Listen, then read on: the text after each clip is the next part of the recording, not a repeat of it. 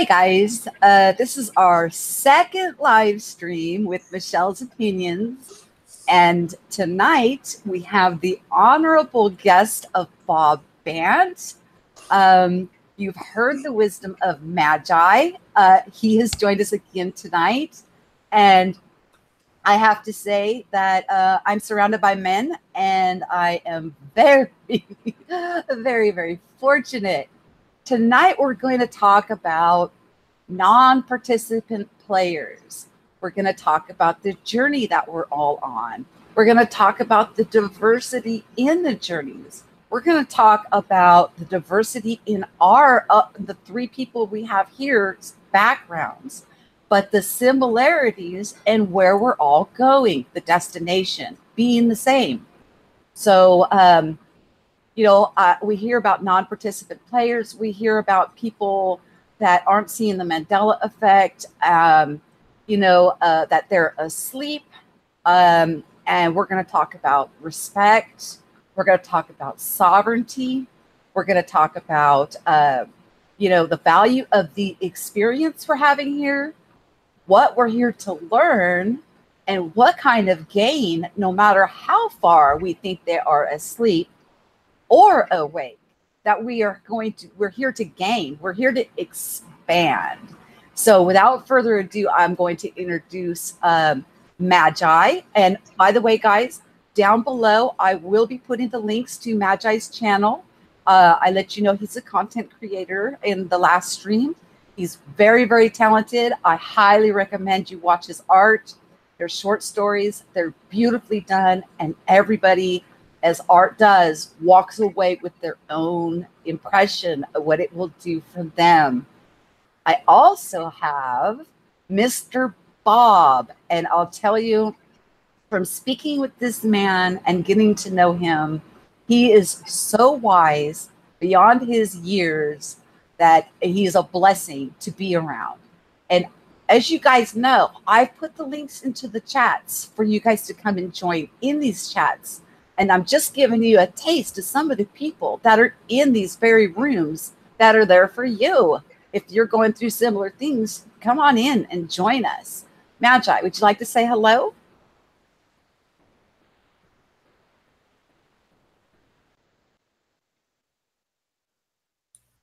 Sure.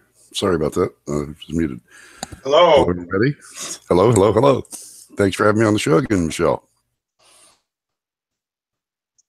I was trying to imitate your voice. Can't do it. Oh, go ahead. Try one more time. Hello.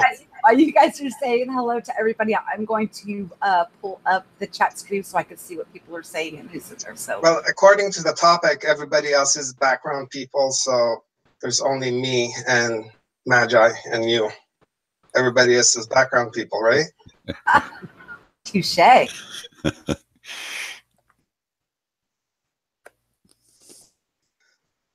You're muted.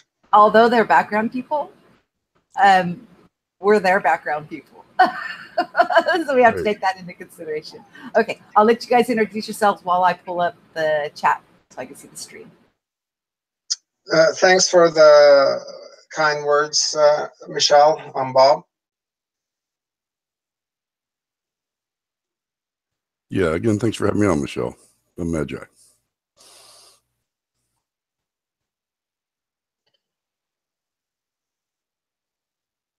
Well, I'll talk since nobody's asking me any questions. I usually talk about what I want and wrap it up in what the topics are. It's not always the best thing, but it's YouTube. What regulations are there? So background people, it's both correct and incorrect at the same time. And the reason it's correct and incorrect, it can't really be proven otherwise or to support it or go against it.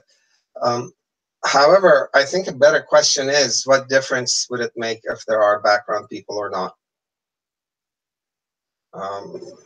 If people are afraid that they're background people themselves, then they shouldn't worry because background people wouldn't worry about being background people. There are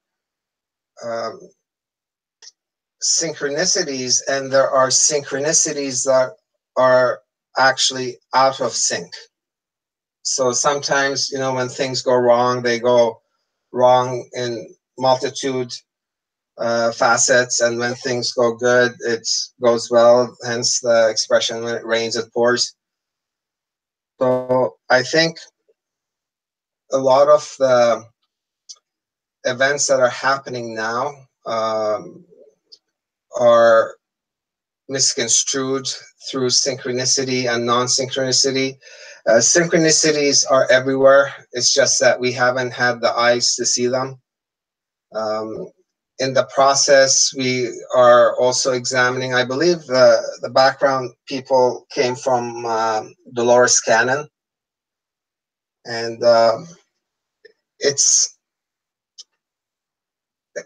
you couldn't have said it any better, Michele. We're other people's background people and vice versa. But I actually believe what Dolores meant was that we are seeing holographic shells without there being any connectivity to them. I don't know how I think about that or feel about that. I just know that it won't make a difference in how I behave if the person was background people or not. You look at homeless people. Homeless people are background people. You look at minorities when our planet was far more racist than it is now. It's come a long way. Humans enslaved other humans, and those humans became background people. So in that sense, I think what would be more accurate for myself is we've got main actors and supporting actors, where without the background people, we wouldn't be able to accomplish what we need. And the background people helps us in developing our ability to discern who is a background person and who's not. And the relevance of that has to do with how we communicate and how we evolve our fellowship, uniting everybody into a fellowship that's diverse, unity and diversity. And unity and diversity doesn't mean like-minded people coming from different backgrounds. Unity and diversity references in the ability of being able to sit with someone who has the polar opposite view of what yours is, and without reacting, allow them to speak and give them the respect that they deserve. I've read that if we dismiss what is the opposing argument of our belief and the points that we're trying to make, you end up missing out half of the equation. Even if the information isn't going to be what you're going to be supporting, it's elimination, so it's still beneficial.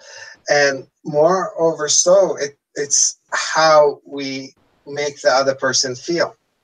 I've come to realize that talking is very limited in providing any satisfaction that will have sustainability. While if I have somebody that makes me feel good, they make me laugh, or they're encouraging, or they are criticizing me for my own benefit, pointing out things that I don't see. This is, Michele, there's a really static background. I don't know if you can hear that. No, I cannot. Usually anything would come through my earbuds. Okay.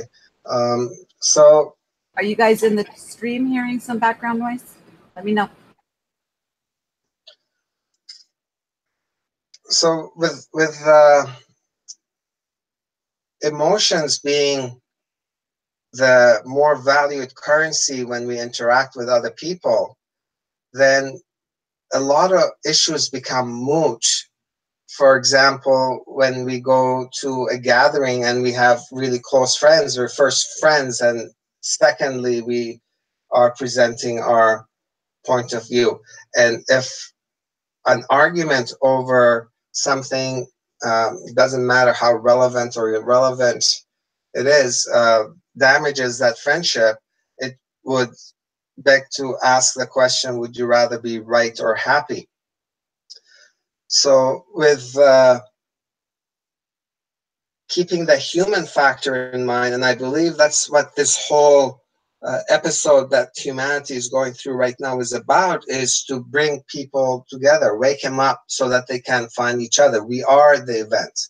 We are the ones that are fighting each other, and we are starting to behave in a way that hasn't been the norm in history. This is a virtual space created where we're able to base our interaction on the value of what's being shared versus the person's socioeconomical status or the amount of knowledge or wisdom they end up carrying. Because I'll tell you something, when I'm down and I need to vent or get feedback from somebody, it doesn't matter what kind of wisdom is being shared versus I know somebody's empathizing with me. And if I'm looping, hopefully that person will catch me and say, look, you're back in your loop, and they will help shift the person's perspective, their assembled perspective, their assemblage point, and change the vibration of the moment. Because at the end of the day, it's all about vibrations. Okay, let me try to get us back on. You said a mouthful there, Bob, and you're dropping a lot very quickly. What basically we're talking about is whether somebody is considered a background person or not. They should be treated with the same respect, the same dignity that you would like to be treated with yourself. Look at everybody around you as a mirror. So if everybody around you is a reflection of yourself, then you would want to be treating them good because you want to be treated good. So why would you, cast a judgment or a label on somebody when you don't want that for yourself? So there's been a lot of talk about background people, and people are getting genuinely concerned. And there's a lot of people that are genuinely concerned about their very salvation, their soul, wars and rumors of wars and all this chaos that's going on in the world. And I'm here to tell you guys, it's going to be okay.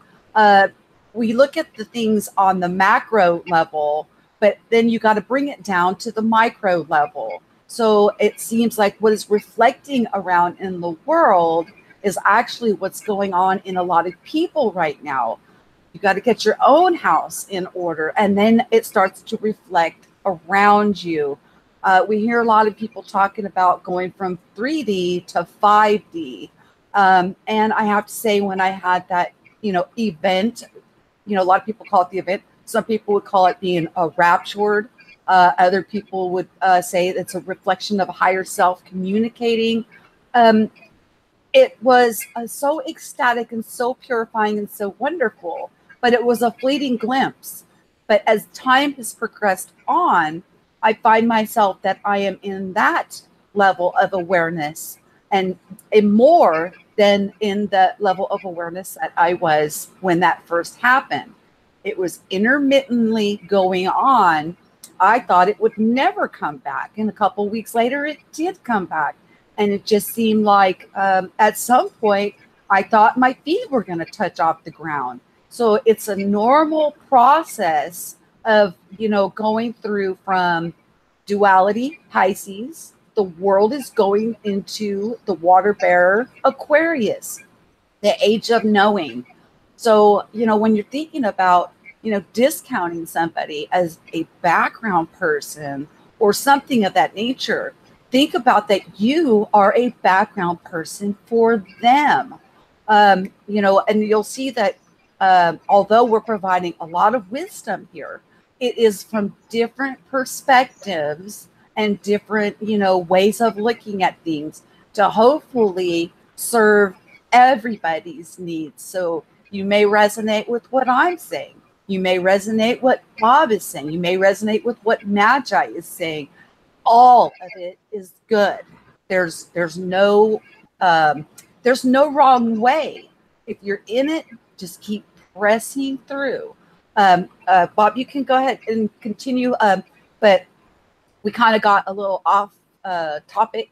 A little, we went into the deep end of the pool, and we just want to make sure, because we're trying to get to know the people that are the new people, the foundation people that are here, and you are a very, very wise man, and you guys can see, you know, he drops these wisdom bombs on us, and he's very, very interesting to listen to try to wrap your mind around the things that he's saying, and you know, he'll give you things to wrap your noodle around for days. Sometimes it's amazing. Magi, you want to step up and give what your thoughts are on, you know, what background people would be, or you know, the journey from where you're. We know that Magi had shared with us that he had a Catholic background. You guys know that I had a Christian background. I would call it Protestant. His was Catholic. Bob, I'm not sure what your cultural background was, but the point of it is none of that matters, because you go through that renewing of your mind, and all of those filters and dogma, it falls away. So do the labels, and we learn discernment instead of judgment. And there's a huge difference between discernment and judgment. But we haven't heard from the wonderful Magi in a while. So Magi, would you please? Sure, Michelle. Thanks for having me on again. And yeah, I had a Catholic upbringing again. And early on, I'd taken on a belief that I started seeing things as cycled and infinitely progressing. And I don't see an end. I think if you could fathom the thought of grabbing a hold of eternity or infinity, it would stop it. So it would kill it. So it's something that we're never going to be able to do. To me, background people, I don't really see background people. They would be more like, because I see the process. If it's infinite progressions, and we get a glimpse of that on Earth with planting seeds, and you see it root and sprout, and it you know, grows to a tree or a flower or whatever, and blooms, or a tree that blooms and gives seeds again. And by seeing, and then you know, and even though the limbs that rot and fall to the ground become mulch and still have value. And when I started looking at things that way, I don't see anybody, no matter, like you said, or like Bob said, even if they're at the complete opposite spectrum, without value. Like the fruit would be, I'm sure, to the human eye, much more luscious than the dead limb that fell to the ground, but they both have value. Like I said, you know, you're going to see a different type of value maybe, but it's that's a matter of opinion, I think. So when I see people that I would say that didn't, what we call awaken to the Mandela Effect as an example, actually in my case, the more people that I ask do seem to see it and just do not seem to have time to deal with it or worry about it. I would liken that to the seed, not that they're lower than, you know, that's the process they have to go through. They're the seed that's not germinated yet. And I think when we bring those in, all we can really do is nourish and try to activate that. I don't think we can yank anybody or shake anybody into seeing anything that they're not going to. We're moving them out of their seat unless we invite them. And that goes into the sovereignty of others and respecting their sovereignty for their authentic experience that Yeah, they're I think having. I think a lot of it, and this is just an opinion now for sure, and I'm sure I've experienced this. I know I have. This is what I meant by grabbing a hold of infinity. If you get that sense that you're right, that would be to me an end. You know, I'm right on this issue, and not see it as I may change that point of assemblage, and that would just be the point that you're assembled at that moment, and beliefs and where you're at. And we already know that we change these things every day. So every time an individual, in my case, that I come in contact with says, well, I know I'm right in their belief system, I already know that the next day they may come up with a whole different perspective. So they can continue saying they're right. Constantly growing. Yes. And when I noticed when I took on that, you know, that way of I'll never be right completely right would kill it. It would kill the progression. It would kill the activation. So I know I'm going to progress. So I'm going to just share my point of assemblage today, and subject to change, of course. If it's going to progress, it's going to be subject to change, and you're going to have down slopes and high slopes, I think. But I think when one declares they're right is a case of like Christianity. I found myself, I'm a Catholic, I'm right. Catholics are right. And, you know, I mean, well, I went through that stage. They are. Yeah. Well, I mean, I went through that stage, and, you know, when you realize when you get out of that, how silly it actually sounded, because, you know, obviously I want to read something to you. Go ahead, sweetie. You know, and we talk about the Bible, and I look at the Bible now as this beautiful book. I looked at it when I looked at it as like, you know, oh my gosh, you know, scary, terrible judgment. You know, now I look at it and it's such a beautiful book. But I want to read to you guys what the fruit of the Spirit is. What kind of fruit that somebody that is truly walking in the Spirit and not by their flesh, so you can discern if somebody is really bearing this fruit. And it's in Galatians chapter 5. I'm going to start at verse 22. It says, but the fruit of the Spirit is love, joy, peace, forbearance, kindness, goodness, faithfulness, gentleness, and self-control. And such things there is no law. Those who belong to Christ Jesus have crucified the flesh with the passions and desires.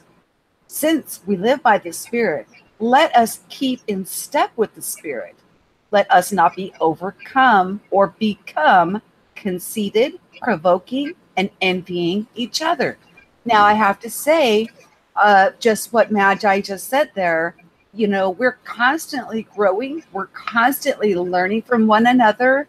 And it's a beautiful thing to see everybody for who and what they are, and the beauty. And I'll tell you, you know, you do go through a wilderness journey while you're rooting out, but that is not, you know, what I would call the Holy Spirit baptism. Somebody else would call spiritual cleansing, but that was the beginning. That was the beginning of this new life. Now I'm like, you know, just like a child would learn how to walk, and you have to learn how to walk in this new understanding.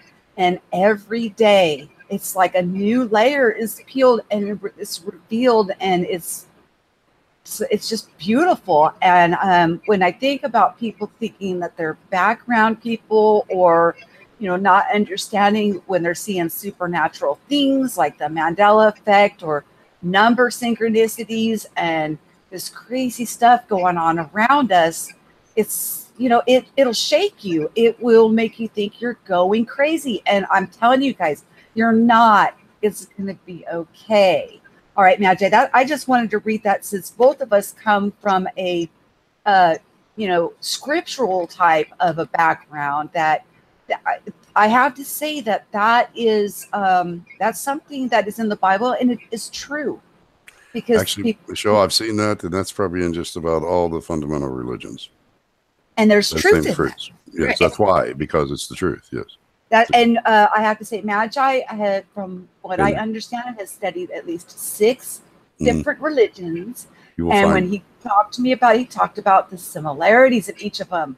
There's so much similarities, guys. Why are we fighting over whose God is the right God to worship? It becomes silliness.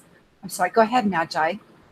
No, I was just saying, yes, that's right. We should be able to offer each other seat. I always said, like a banquet table, you lay the dish up. If someone doesn't want to taste that dish, that's fine. There's no reason for that person to be forced to taste the dish until they're ready, and they may never taste that dish. But it's like a free banquet table. If you come back to a good fellowship, everybody's just coming back sharing what they have. You're going to have all those aspects to a fellowship if you have a true one.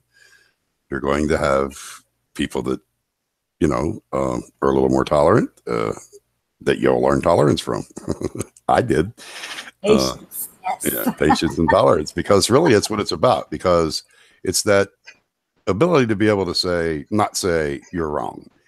I'll listen to you. I may not agree, but I want to at least look from where you're at, instead of, well, that's just wrong. I would even consider looking, because I experienced that. And when I went and looked, I started finding several of those same fruits that you're talking about in every religion. And, we can go in there and pick apart all the bad stuff, and it's usually law and dogma, because the underlying meaning to most of the Eastern religions are that same guideline. It's basically the path of heart. You're walking the path of heart if you're displaying the fruits of the Spirit. And I think the best we do it to our best ability, and we should probably recognize when we're veering off that path on our own. But it is nice in the fellowship to have those check that for you, and that's what the fellowship's all about, I think, to me. Yes. Because we're all going to veer off of that path. Yes. And it's wonderful to hear different perspectives, because it does put you in check. It makes you think from a different angle. How does that look? And we grow from that. There's 2 lessons of that, and I'm still learning both of them. I don't want anyone to think I'm speaking as if I'm beyond it. When someone points that out, instead of being offended, you can't really be offended. You get to that point where you're no longer offended, because you've already built a fellowship of trust, friendship. And I mean, we still have major discussions, that, but it's done in a respectful way. And there's always going to be that aspect. If you're inviting new people, and of course they're not going to be used to that type of fellowship. So they're going to test our patience. It's actually not them, it's us. Yes. We are the ones being tested. Do we have enough tolerance to tolerate this? It's not a matter of we fanny tapped them. It's a matter of we were tolerant. Yeah, we don't want a bunch of yes men surrounding us. No. You'll find that that's anywhere. That's what we love. That's what we love. Is that we don't want a bunch of people surrounding us saying, yes, you're right. Yes, you're right. That is not what we're looking for at all. We're looking for people that are authentically seeking, and really want to know and get to the root of things, because we do it together.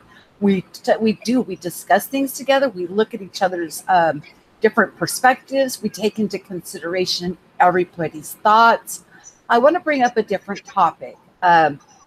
This seems to be a word that is taboo in the Christian world for some reason. They don't like the word manifestation. Now, I was on Scarab Performance on his Speakeasy show. It was wonderful. Well, him and somebody else he was with, they were watching a meteor shower, and then they saw this wonderful thing in the sky, and they both saw it.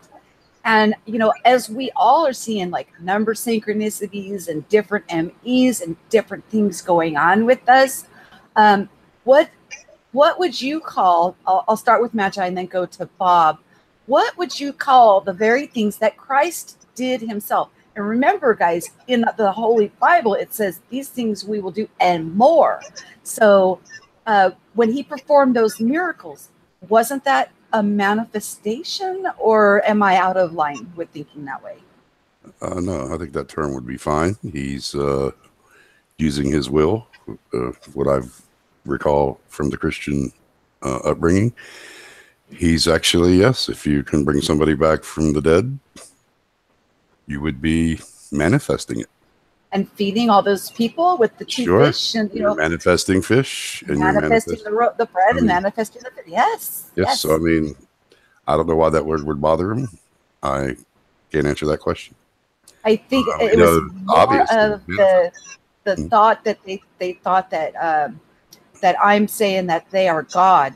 I don't think that. I think like as Bob brought up, you know, he has the perspective of higher self, and that we're shadows, and that there's truth to that. That we are animated in this physical body to have these experiences and to expand and learn and grow, and his perspective is higher self, and we are a reflection of that. So Bob, what do you think about manifestation, miracles, Mandela effect, number synchronicities, you name it? Just take your pick. Run with it. Well, first of all, I believe that Christ did perform those miracles. Maybe it's just a matter of lexicon that makes some friction arise. A miracle and a manifestation would be on the same par. But since you told me to talk about anything, I'm sure you've expanded on what's happening right now. Everybody's able to manifest more readily and more rapidly. There's been discussions on how if we were to be able to manifest instantaneously, it would become real chaotic. And just imagine being in LA traffic with all the road rage and people manifesting, you know, a tank to drive over the car in front of them. That's something that I believe we're evolving towards and learning. And this is why there's a lot of talk about letting go, let go of resentments, let go of the past. Not only that frees yourself from that burden, it also allows you to move on to a place where you cannot go with that type of a vibration attached to you. What I was talking to a friend about recently is that manifestation in itself is not the proper process, I believe, for wanting it. It's not really manifestation we want. And I'll give you an example. If somebody wants to manifest, let's say, an expensive red sports car, once that gets manifested, there's a prelude to why that person chose the red sports car. Is it status that they want, that they feel that they're in this car now, they're going to get respected more or get acknowledged better? Or is it the person wants to get the rush of driving really fast in the roads? A combination of the two. It's not quite clear why somebody would manifest something. I believe it's better to reflect and decide what it is that we truly want, and then ask for that to manifest and be open to whatever the universe provides for you. Because we do not really know the perspective horizon of an event that happens, because an event has been happening before and after our participation in it, similar to someone who plants a tree that future generations end up eating the fruit from. And because we are focused on manifesting so much right now, and a lot of us are experimenting and playing, and we're doing small things, and we start noticing synchronicities when manifestations happening, and the more we become aware of it, the higher our vibration gets. Get more excited, the higher our vibration gets again, and it allows us to perceive what's being offered as what's being manifested. because we tend to paint whatever we'd like to see towards any framework that's conceptual, that's put together by words, which could be interpreted differently by anybody who reads it. So the focus, I believe, should be on learning three basic principles. I can't tell you the one without the others, and the one that's related is to learn to receive instead of take. The other principle is to choose love over fear, and the last one is to accept that everything that exists has a right to exist. So with this type of a framework, whatever we end up manifesting is not going to infringe on anybody else's boundary, and our boundary ends when somebody else's begins. Now, you talk about co-creation, and that's where I believe the true power of manifestation comes in. It's like each of us are a light, but when a group of us comes together, we become a very bright light. And usually when it's a group think in this community, it's service for others where the intention is. I've personally have disengaged from a lot of what I used to be interested in 2 years ago.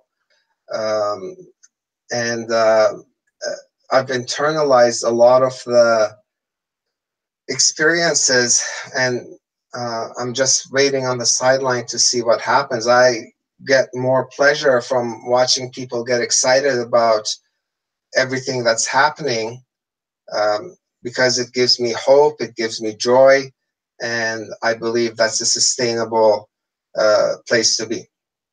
So if I wanted to manifest anything, it would be betterment of mankind.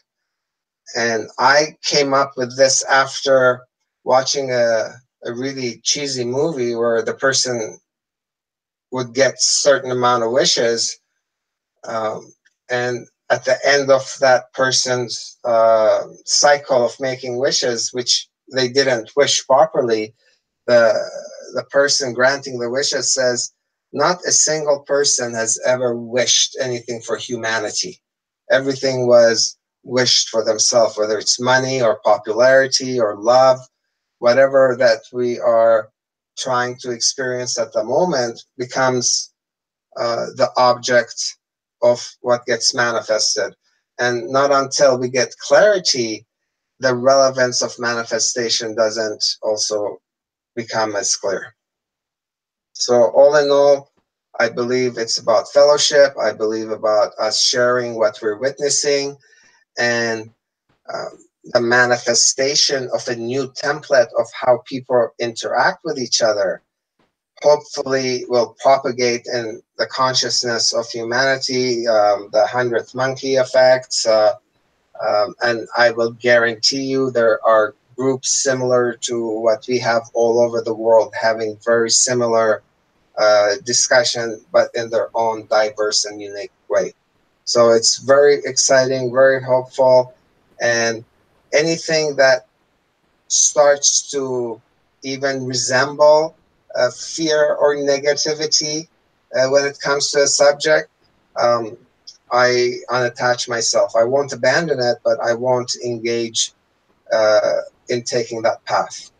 Because if you travel the path of heart, that's where the angels, the ancestors, whatever you want to call them, guides, are eager and wanting to help us to be able to help others. And you see that in our society. When people find out that you're doing a charity drive for someone less fortunate than themselves, they'll support you, they'll help you to get to your goal. But if you go and ask for something that's intended to benefit that same individual, people will, look at you sideways and kind of smirk and move on. Not always, but a very generic example. Well, I have noticed that as you progress along, the selfishness does go away. You start thinking of us as one big organism, as, you know, as unique individuals with sovereignty, yes, but that we're doing a dance together. And it's a beautiful thing, like we are all one. So, you know, I say we're only as strong as our weakest link. And you start to, and it isn't about, you know, I want that new Porsche or enhance my love life, things that people would go and see, you know, psychics and stuff for, you know, give me your $50 and I'm going to give you, oh yes, your love life will be great. It's not like that. You start to want for clean oceans, you know, fertile lands, prosperity for everyone, and not prosperity as in lining our pockets, prosperity as in that their needs, roof over their head, food in their stomach, clothes on their back, you know, and then their wants are also met. And that I've noticed that people seem to be going after what they're passionate about. And when they're doing what they're passionate about, instead of clicking that time clock, you know, just to get the paycheck, they glow. I mean, they literally glow. I've got a friend, she's not feeling well right now. And I'm asking, you know, whether it be prayer or loving energy to engulf and wrap around her at this point. It's Mel from Mel's Table Talk. And, you know, anything to lift her up, you guys, let's do it for her. But I do see that the selfish stuff, the petty, trivial, I look at now, I, like I said, I don't recognize that person that I was. Actually, today I did a video on which God do you worship? Now, if you read the Bible, the Old Testament God seems to be jealous, wrathful, sacrificing, bowing, scraping. Okay. And then you come to the New Testament and there's, you know, you forgive your brother 7 times 70 a day.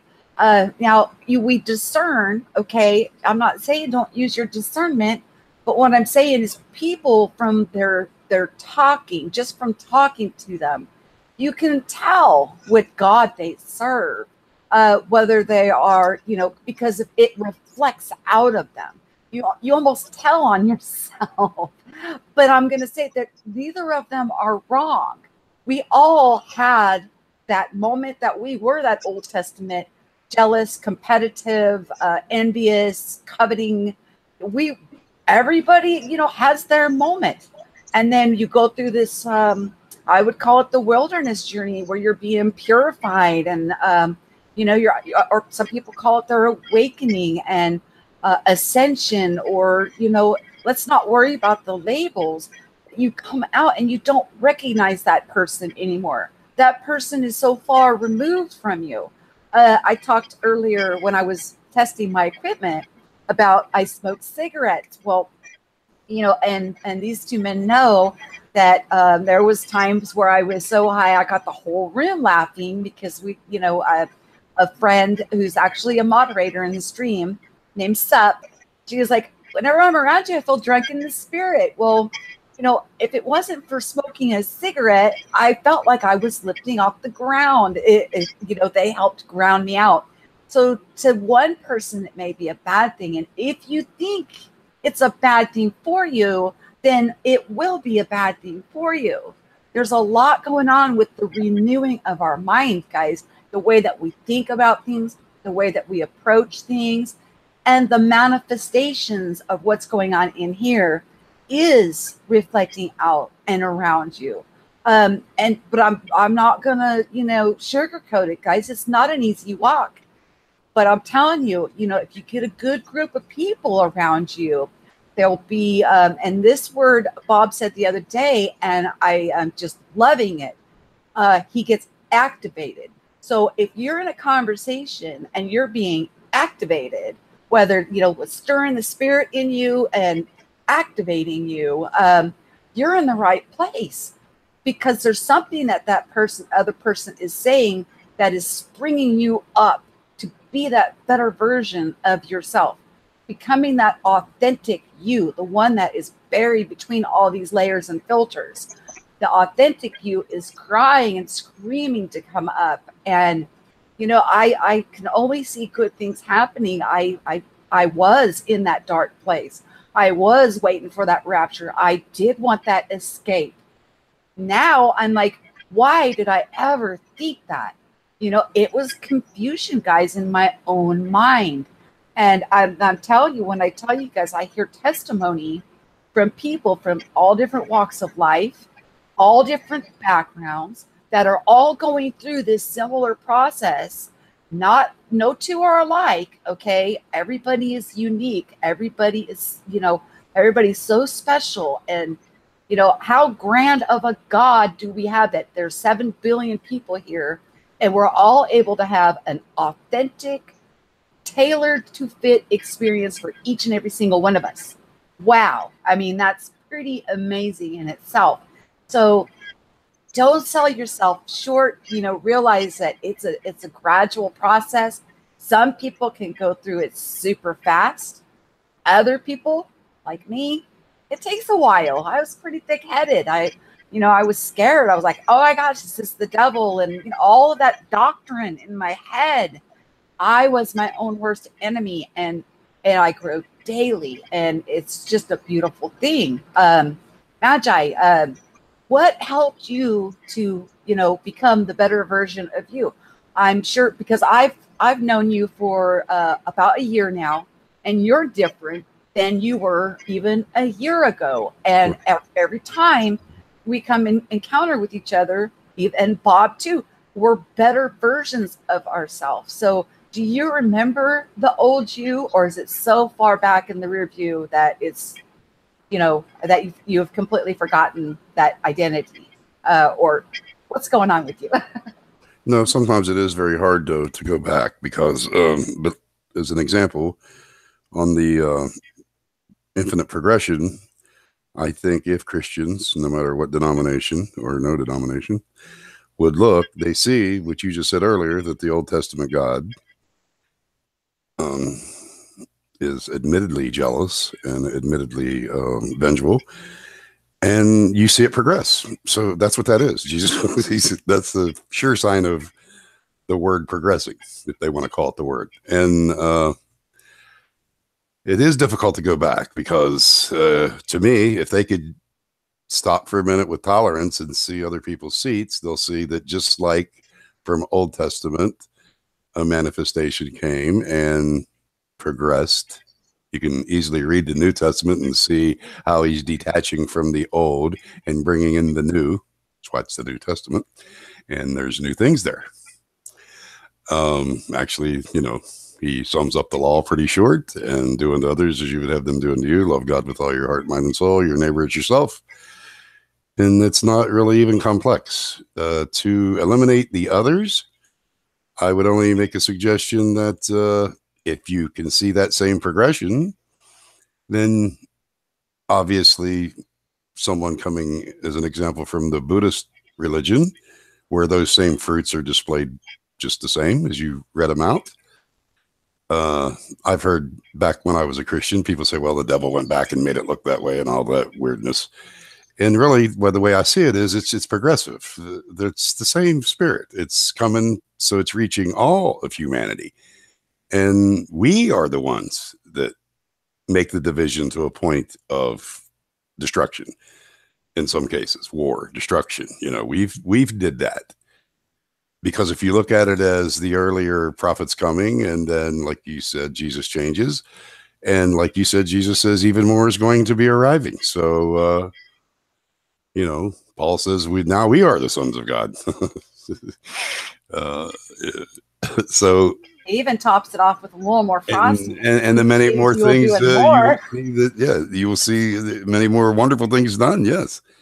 So, you know, I don't really have a problem with anyone. I'm just saying, if you're tolerant enough to come in and see that seat and realize, you know, that same book that you've been raised on, you've witnessed it progress, to think that it stopped progressing when he promises even more is going to arrive, you would have to go clear back to the ancient faith and all the way into where you're at now. And that's where I'm at. Once in a while, it's a little difficult to go back in there because it's like kind of Bob said, I let it go, but didn't totally detach. And there's still value there when I go back and read. Now, I don't see it the way I did before, but I do see value. Do you recognize the person that you were to the person that you are now? No, that's a little difficult, but I know how I thought. And there's some memories there that I'm not very proud of. We'll put it that way, because I went through those stages, and that's why I, suggest it, at least to come in, be tolerant of others. You're not always going to agree, and you're not meant to agree. That's the beauty of the diversity. The beauty is the tolerance in the fellowship. Yes. I talk about this often. We are not supposed to be automatons. No. We're not supposed to be robotic. We're not robots. Yes. We're a beautiful garden of sort of colors. To a certain extent, Christians should see that in just the denominations themselves. There's so many, they can't sit at the same table. They have to move because they don't see everything eye to eye. And I don't see nothing wrong with it. That's diversity. And just like that would be diverse, I don't see it any different if they came in and joined our fellowship. As long as they had enough tolerance, I think they would see the beauty in the diversity, the same as you would in denominational diversity. And both of us came from, that background, sure, and are able to enjoy, because of we lifted the taboos, the touch not, do not, and yes, all those labels and taboos have been lifted. We use discernment, but we don't worry about gapping ourselves from very experiences that are, they're important. We're here to grow. We're here to experience. We're here to taste, touch, smell, hear that beautiful song. We don't ask anybody to take home what we believe, but we do invite them in to share our seat. Absolutely. And would mind sharing theirs, as long as it's, everybody has to be tolerant, like I said, and we're all working on that still, but it's getting very beautiful. Oh, it is beautiful. Yes, it is. From when I look at it from a year ago to today, wow. Yes. Wow. It's amazing. That's a reason to be wow. Yes. Talk about growth. It's always going to come. It's not going to stop. It's infinite. It's eternal. Yes. And as soon as you think that you've made it, you find out the next day there's something new. Still got to climb the next ridge to the summit, and then there's another one and another one. Yes, exactly. And if you think you're going in circles, guys, think about this. You're actually going in circles. Even though you may go back around to something that you think that you've already overcome, you may not have gotten all the way through that lesson, but you are at a higher perspective. A lot of things come back just to test us. Like he's saying, we're tested daily. And it's a good thing. It's a good thing because it helps us to see what's going on within us. We have to keep ourselves in check, and we're there to keep each other in check. And it's a beautiful thing. Do you have anything to add to that, Bob? No, I think you guys covered that really well. Do you have something else that you'd like to bring up? Well, can we talk a little bit about higher self? And I know that Bob is really good with guided meditations, and I like to leave you guys with some tools to give you that, your sovereignty, self-empowerment. If you're ever looking for answers, the best place to find them is from within. You may find synchronicities in other people, but the seeking has to come from your heart, and then you get your heart lined out with your mind, and then other people around you become like mirrors and of growth. And Bob has a very interesting, he likes when he does his guided meditations, or when he's in a guided meditation, to be taken in a spaceship. And, that just tells you how colorful and wonderful we are. And I'd like Bob to share on that, because I do like to give you guys different tools, because not everybody, even this group, I'm surrounded by two very nice, fine, wise men. I must say, I'm pretty happy here, 2 men. I know Magi was pretty happy being surrounded by 2 women. Not this time, buddy. So, anyways, back to what I was saying is I like to give people different tools, because not what I've got in my tool bag may not be what works for you. So by, having other people given their tools, maybe that's something that will resonate with you better. So, You want to talk a little bit about higher self and the spaceship and meditation and some of the tools that you use, Bob? The spaceship was a personal thing I shared in private, and I can't believe you brought this out in public. Now everybody wants to ride in my spaceship. So, yes, let's all go on a ride with Bob. It's great. You'll love it. One thing that I've learned. Do I have to row again? You have to drive. We all just want to ride along in that yellow school bus, or is it sometimes we go underwater and it's a submarine. Sometimes it's a bus, sometimes it's a UFO, but go ahead and take the floor, please. Yeah, Bob. good, brother. I'm sorry. Instead of using anything specific, I'd like to talk about dreams and connect dreams with meditation. For myself, the nature of my dreams have been changing quite drastically, and I'm quite interested in being mindful of my dreams. Initially, what ended up happening, and I know I'm taking a long way around, and if Seeker was here, she'd be pressing the button for me to stay structured and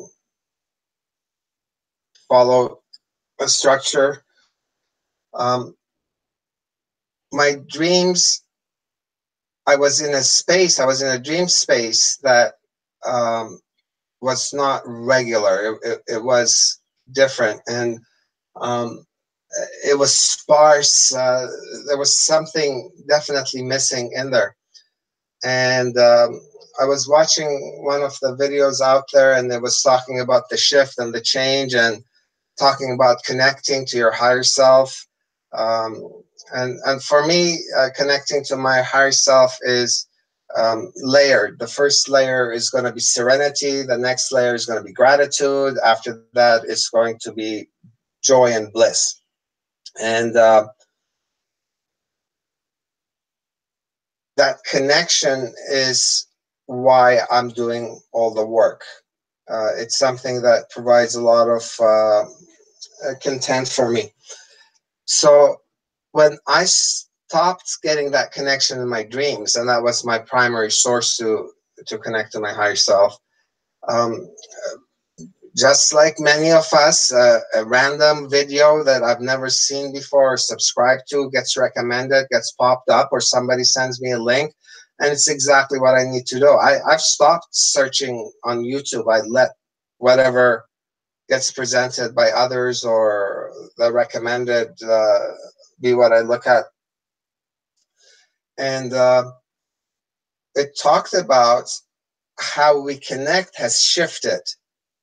And it's very eerie, and I've heard other people mention it. We see these videos, it's as if they're speaking to us directly. And the rest of that video said it shifted, but it hasn't gone far. And this is when I realized that I was trying to connect with my head, and for people who are in chakras, would be through your crown chakra. I shifted it down to my heart, and oh my God, the connection, the resonance, everything was a lot more notable, and it was just stronger and with more clarity. And I didn't need to understand everything. I just needed to be able to go into my heart.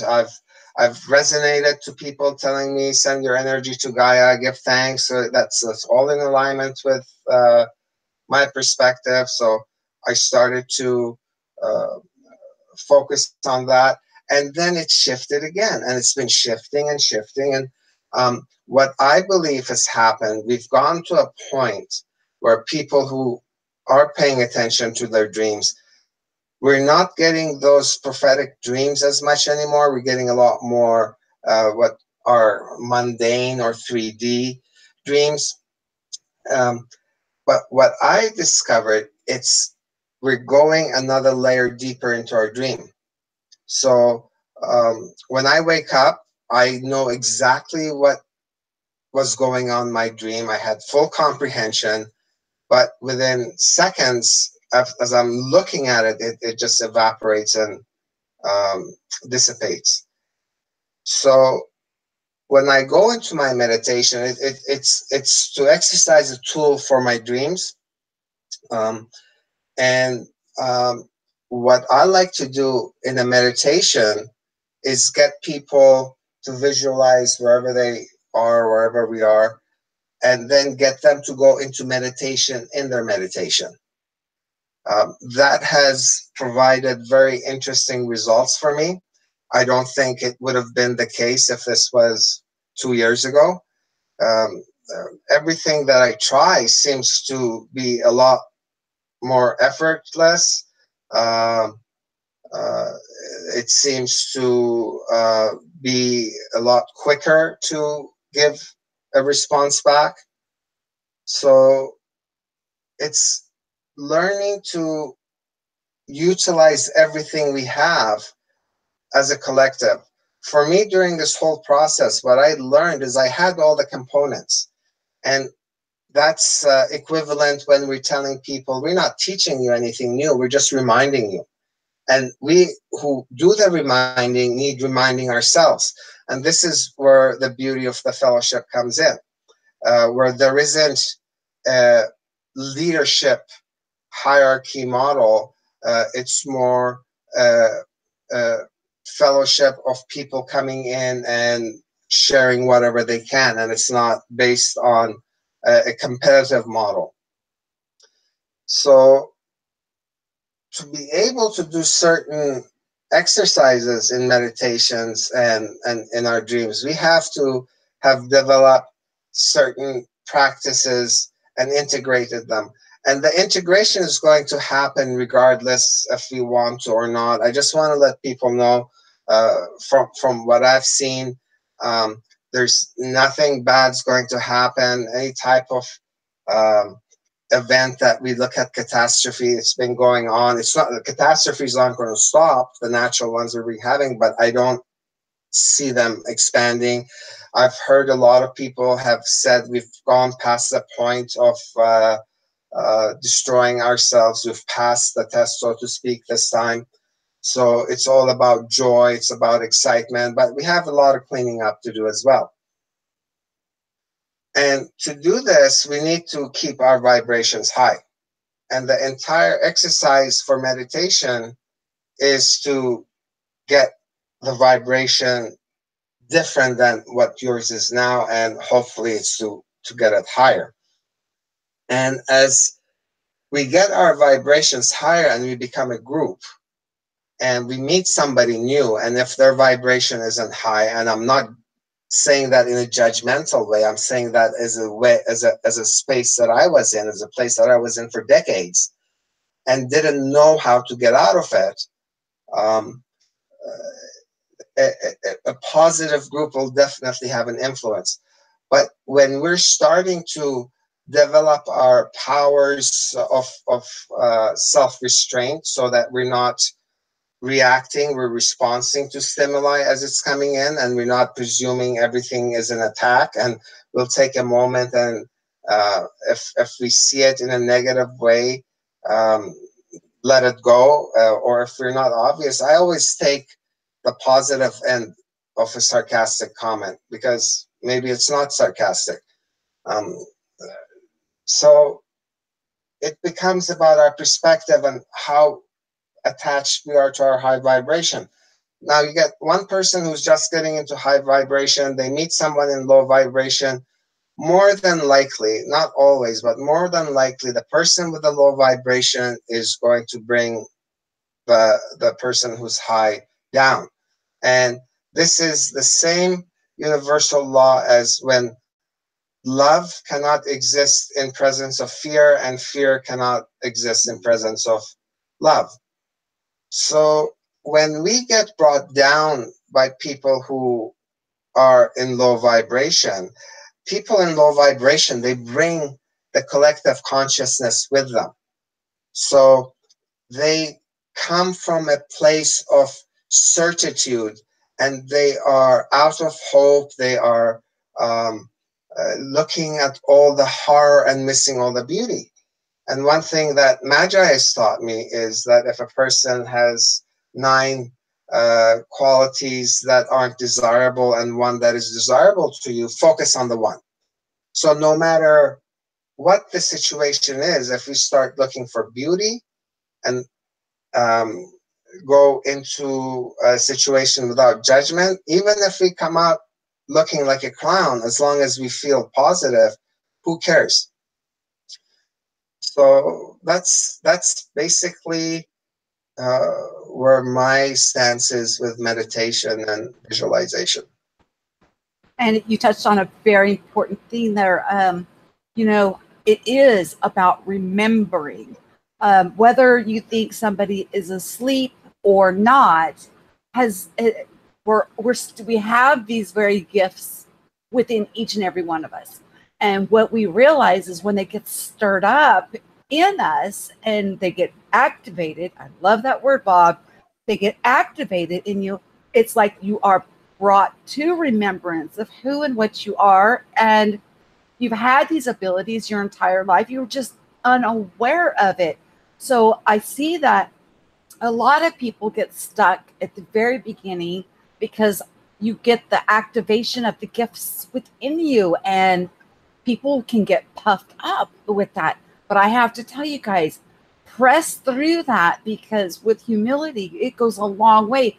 And as you progress along, you see that everybody else has the very same abilities within each and every one of us. So when you start to see the beauty in the other people, even if there is, like he said, 9 qualities that are bad and 1 that is good, focus on that one quality. And, you know, perfect love will cast out all fear. There is nothing to be afraid of. We are coming into a time of remembering who and what we are and what we're able to do. It's not that we were not able to do these things. We've always been doing these things. We just didn't know it. And when you start to concentrate more, you know, on what you are doing and start looking at this as a whole, your heart, the path of heart, I love that too so much. You go on that path of heart and you start looking at what's in the best interest of everybody, not just yourself. But what happens is, as you're looking with that perspective, what's the best interest of everybody, things around you change. It just happens. It just works out that way. And, you know, it's a beautiful process. It's, you know, I'm not going to say I had an easy time. I'm giving you guys my testimony on my channel, and I'm trying to, like I said, give you guys some tools, maybe throw you a rope for the very things that I got stuck in to help people, you know, come through. You know, we each have our testimonies, and that's all we have to offer. But our testimonies, each one is so valuable and can do so much for other people. Dreams and visions is something that started before I had this Holy Spirit baptism. I started having these, what you would call prophetic dreams and visions.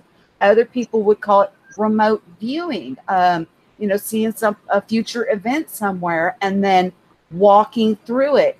I mean, it seemed like, you know, I was at, you know, in magic land, you know, because it just seems like it feels like you're lifting off the ground.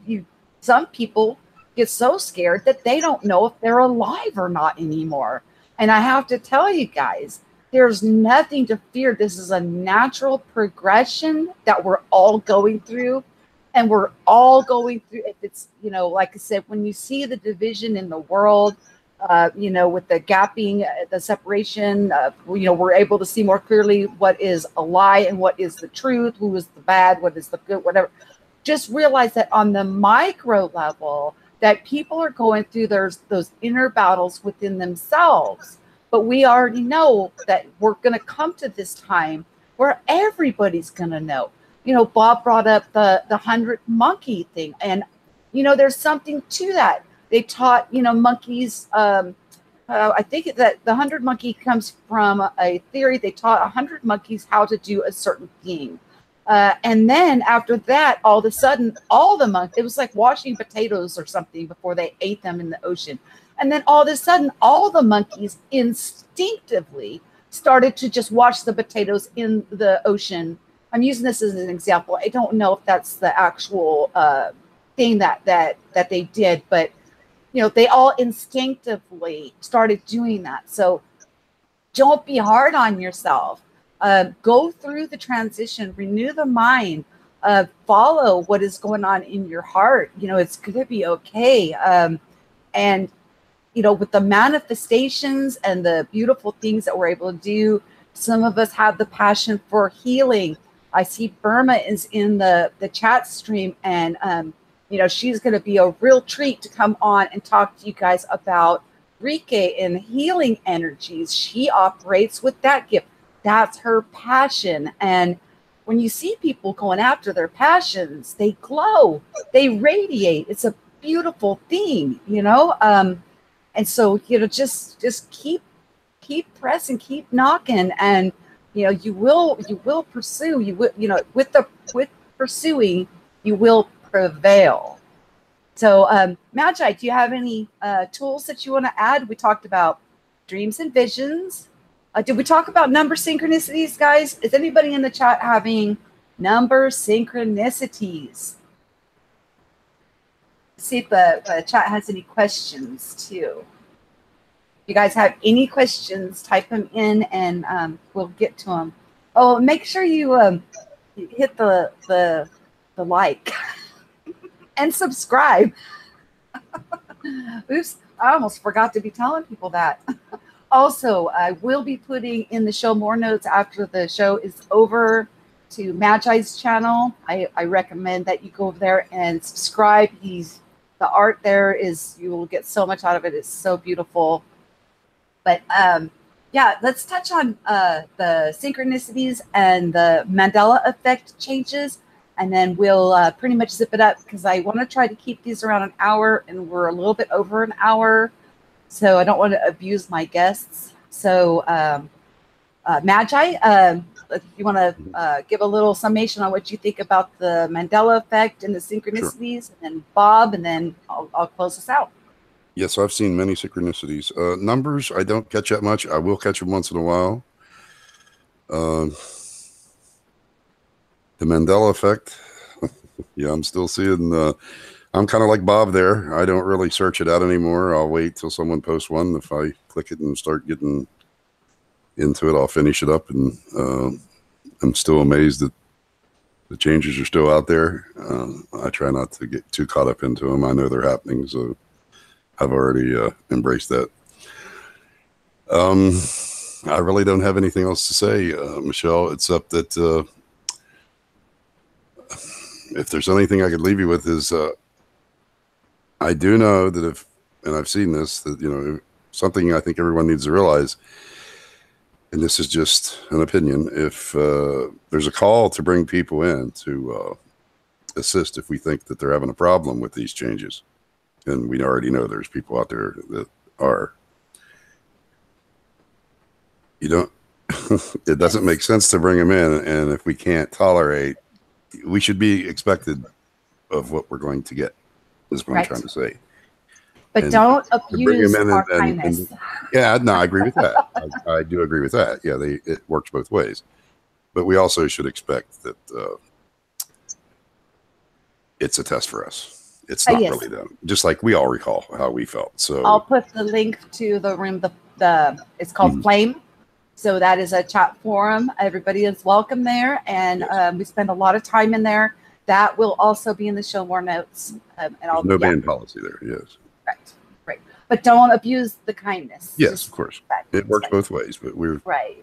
It's really a test for us. If we have to kick you out, then we failed our test. Exactly. I agree totally. So that was my point. You just made it for me. So thank you. Thanks for having me on, by the way. Oh my gosh, thank you for coming. My goodness. Anytime. Bob. Synchronicities. I think we all know about them. Most people. I want to share something different, and I'll probably be repeating this as a moniker.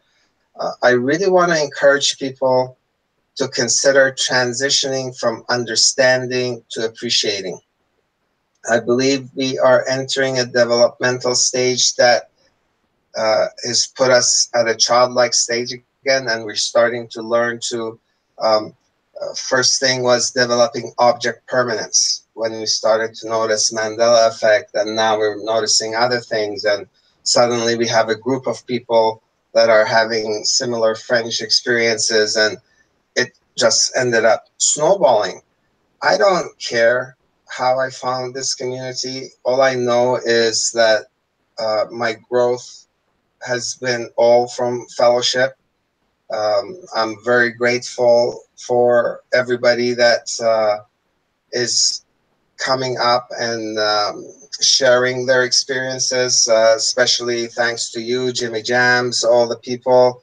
If I'm missing anybody, I apologize, but the community is absolutely amazing. And that appreciation has stayed with me. And there has been changes in people with their perspective. I don't know how the changes are happening to them. I don't care. All I know is I get excited when I see my friends. I laugh with them. I get consoled if I need it. I console others if they need it. It's an arena to exercise what I can apply in 3D. And if there's anything, I'm going to try and paraphrase. It says that if your spiritual endeavors has not made you a better person, then it's not serving you.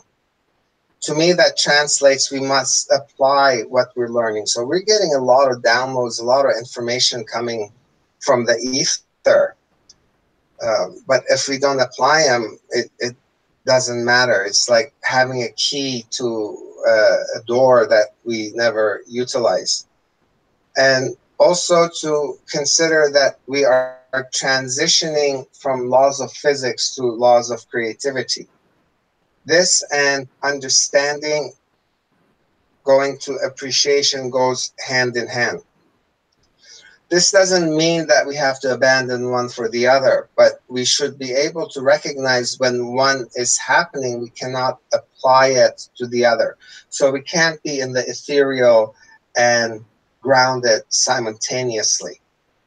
That is changing. I'm finding that there is now a middle place, and that's to speed up the application, I believe. But all the experiences that you're going through, you'd be surprised how many of us are going through the same thing.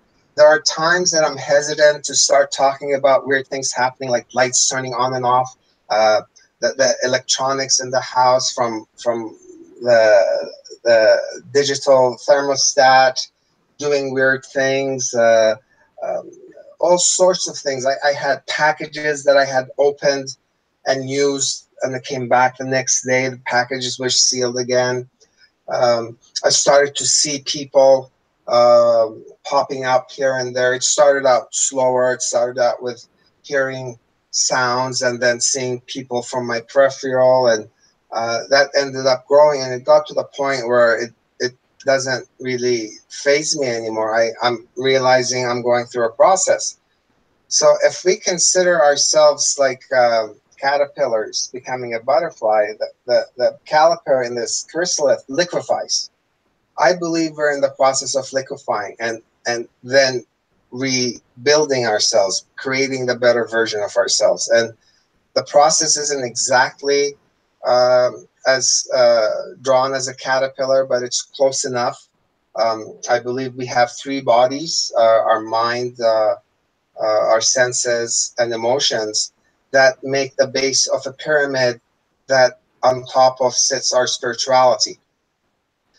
These three bodies will dictate our spiritual state, and how balanced the three are becomes critical. So if we are going so far into knowledge and understanding that when we, instead of kissing somebody, think about, okay, our lips are touching, there's bacteria, Is this safe? You know, it completely changes the experience. And this reality is a reality of experience. And we try to dissect the experience into thoughts, and thoughts aren't real. Concepts aren't real. These are things we manufacture. So I'll finish with that. Sorry, I didn't mean to giggle, but Bob, you always have a way of making me laugh. I don't want to think about the bacteria on somebody's lips when I'm kissing them. But there's truth to that, guys. I mean, you know, like, you could be afraid of anything. I mean, anything could be scary, but there's no reason. Once you figure out there's nothing here that can hurt you, you know, all's good. It's really good. I'm having the moderators drop the link to Flame. We will be going in there right after we end this broadcast. I will also drop the link in for Flame in the show more notes, and Magi's link will be down there too. You guys, if you haven't subscribed, please subscribe. Hit that like button for me. I'm thinking about doing this every Tuesday at 5 o'clock. So we'll be live at 5. So I can get to know everybody. And I'll bring, it'll be a small panel, short show. I'm really trying to keep them about an hour. I don't want to abuse my guests, you know, but we end up just start flowing. And, you know, this is what we do when we're in the chat also. We just start flowing with the conversation, and then it just goes out, and it reaches out to everybody in the room. So I hope that we see you there. I thank you all for coming this evening. Thank you, Magi. Thank you, Magi. Thanks for having me on, Michele. my Hootie Owl, my Magi. Thank you, Bob. Thanks for having me, Michele. Oh my gosh, you're welcome back anytime.